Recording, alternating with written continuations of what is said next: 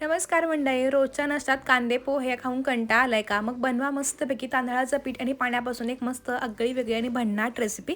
चला सुरुवात करू. तर त्यासाठी इथं बघा मी 1 वाटी इतकं रेशन तांदळाचं पीठ घेतले. तुम्ही कोणत्याही तांदळाचं पीठ घेऊ शकता.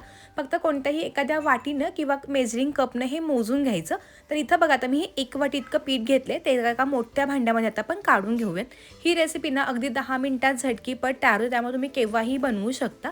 ज्या वाटीनं पीठ घेतलं त्या वाटीनं सुरुवातीला 1 वाटी इतकं पाणी घालायचं आणि सगळं पीठ आणि पाणी हे चांगलं मिक्स करून घ्यायचं. आता आपल्याला पाण्याचा वापर थोडा जास्त होतो, पण सुरुवातीला 1 वाटी घातलं मी, कारण जास्ती पाणी एका वेळी घातलं तर गाठी किंवा गुठळ्या होतात, त्या होऊ नयेत म्हणून आपण 1 वाटी पाणी घालतोय. 1 वाटी पाणी बघा सगळं मिक्स करून झालं, तर पुन्हा आणखीन 1 वाटी पाणी घातलं आणि हे सगळं बघा चांगलं असं मिक्स करून घ्यायचं. फक्त लक्षात ठेवा, जेव्हा केव्हा हे पीठ आपण तयार करतो ना त्यावेळी गाठी होऊ द्यायची नाहीत, ही फक्त महत्त्वाची गोष्ट लक्षात ठेवा. हे सगळं बघा अगदी चांगलं असं मिक्स करून घेते. आमच्या घरी नेहमी कांदे पोहे उपमा सतत होतो, मग काहीतरी वेगळं आणि झटकीपट हवं होतं आणि थोडंसं कोकण टाईप काहीतरी खाऊयात म्हटलं आणि म्हणून ही छान रेसिपी बनवते. तांदळाचं पीठ हे सगळ्यांच्या घरी असतं, म्हणून आजची ही भन्नाट रेसिपी बनवले. 2 वाट्या पाणी घातल्यानंतर बघा थोडं घट्टसर असं आपलं हे पीठ तयार झाले. आता पुन्हा आणखीन 1 वाटी पाणी घालूयात. मी तुम्हाला व्हिडिओच्या शेवटी सांगेनच की मला एक्झॅक्टली टोटल किती पाणी लागले.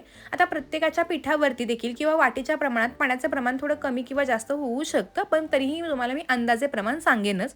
हे सगळं बघा चांगलं मिक्स केलंय. आता जे पीठ आहे हे बऱ्यापैकी पातळ झालेलं आहे आणि पिठामध्ये कोणत्याही प्रकारच्या गाठी किंवा गुठळ्या नाही आहेत. हे एकसारखं पीठ तयार झालंय, पण मला आणखीन थोडं घट्ट वाटते म्हणून पुन्हा ह्याच्यामध्ये मी अर्धी वाटी पाणी घातले. तर टोटल इथं बघा 3.5 वाटे इतकं मला पाणी लागलेलं आहे. आता कपानं घेत असाल तुम्ही थोडंसं कमी किंवा जास्त पण पाणी लागू शकेल. हे सगळं बघा चांगलं मिक्स केलं.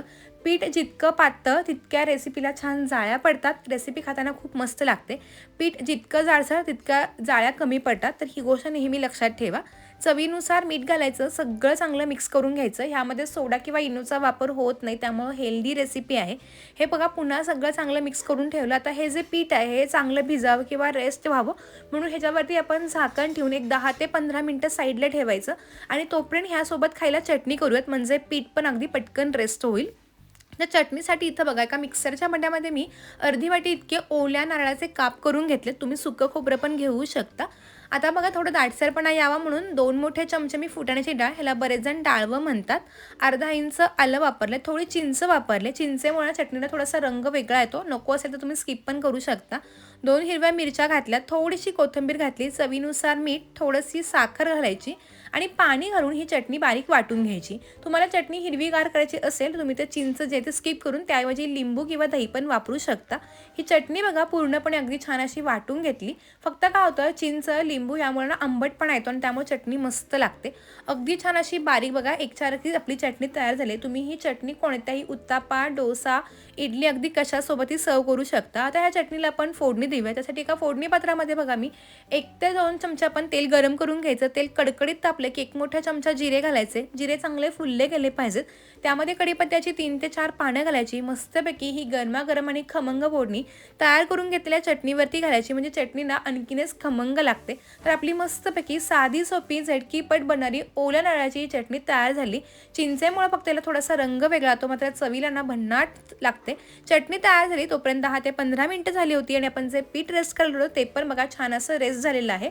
झाकण काढून घेऊयात. तुम्हाला दिसत असेलच वरच्या बाजूला पूर्ण पाणी आले आणि पीठ जे आहे ते पूर्ण खाली गेलेलं आहे. जेव्हा जास्त पाण्याच्या रेसिपी करतो तेव्हा नेहमी असं होतं, पीठ जे असतं थोडंसं वजनानं जड असल्यामुळे पीठ खाली येतं आणि पाणी वरती येतं. त्यावेळी मी लक्षात ठेवा, पीठ ना अगदी तळातून हे सगळं मिक्स करून घ्यायचं, म्हणजे पाणी पाणी वरती येत नाही आणि रेसिपी अजिबात चुकत नाही. आता हे पुन्हा सगळं बघा चांगलं असं मिक्स करून घेतलं. जेव्हा जेव्हा ही रेसिपी करू तेव्हा तेव्हा हे पीठ आपल्याला तळातून हलवून घ्यायचं आहे. ही मात्र गोष्ट तुम्ही नेहमी लक्षात ठेवा. आता पीठ बघा माझं अगदी छान असं एकसारखं तयार झालं. जर तुम्हाला ह्या स्टेजला वाटले की थोडंसं पीठ आणखीन मला घट्ट वाटतं तर तुम्ही पुन्हा याच्यामध्ये अर्धी वाटी इतकं पाणी घालू शकता. आता पीठ सगळं माझं तयार झालेलं आहे. आता आपण लगेचच रेसिपी बनवू. त्यासाठी तर बघा गॅसवरती एक नॉनस्टिकचा तवा ठेवला. आता ह्या रेसिपीमध्ये आपण सोडा इनोचा वापर करत नाही, त्यामुळे तवा जो तो चांगला कडकडीत तापलेला असावा आणि छान तेल लावून घ्यायचं आणि त्यानंतर बघा गॅस मोठा ठेवायचा. तळातून पीठ छानपैकी मिक्स करून घ्यायचं आणि कडेनं हे घावण घालायला सुरुवात करायचं. गॅस मोठा आहे आणि पीठ बऱ्यापैकी पातळ असल्यामुळं ह्याला छान अशी सुरेख एक जाळी पडते. आणि आज आपण ना तांदळाच्या पिठाचे झटकीपट होणारे कोकण स्पेशल असे तांदळाचे घावण बनवतोय. अगदी मस्त पांढरी शुभ्र घावणं, त्यासोबत चटणी आहे आणि बाहेर भरपूर पाऊस पडतोय, तर अगदी गरमागरम आणि मौसूत ही घावणं खायला खूप जास्त मजा येते. घावणं घातली की गॅस मध्यम करायचा, छानपैकी सगळीकडं होऊ द्यायचं. आता बघा वरची बाजू छान कोरडी झाली, तुम्ही हवं तर वरून थोडंसं तेल सोडू शकता. बघा मस्त जाळी पडली, मी बाजू पलटी करून पण दाखवते आणि रंगही अगदी पांढरा शुभ्र आलेला आहे. तर आपलं मस्तपैकी जाळीदार असं हे तांदळाच्या पिठाचं घावण तयार झालेलं आहे. आता घावण काढतेवेळी काय करायचं तेही सांगते. घावण काढताना एका जाळीवरती काढून घ्यायचं, म्हणजे जी काही घावणावरची वाफ असते ते पूर्ण निघून जाते आणि त्यामुळं घावण जे आहे ते अगदी मऊ किंवा एकमेकाला चिकटत नाही, त्यामुळं खाताना ना अगदी छान लागतं.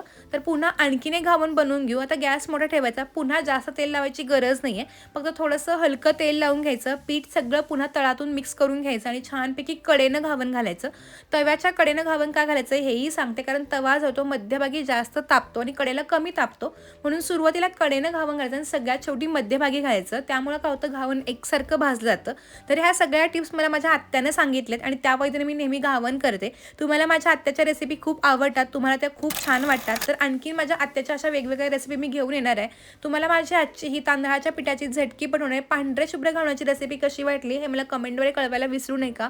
आणि जर ही रेसिपी तुमच्या घरी करून पाहिली तर कशी झाली हे मात्र कमेंट करून सांगायला विसरू नका. तोपर्यंत मस्त राहा, खात राहा. धन्यवाद. Bye bye.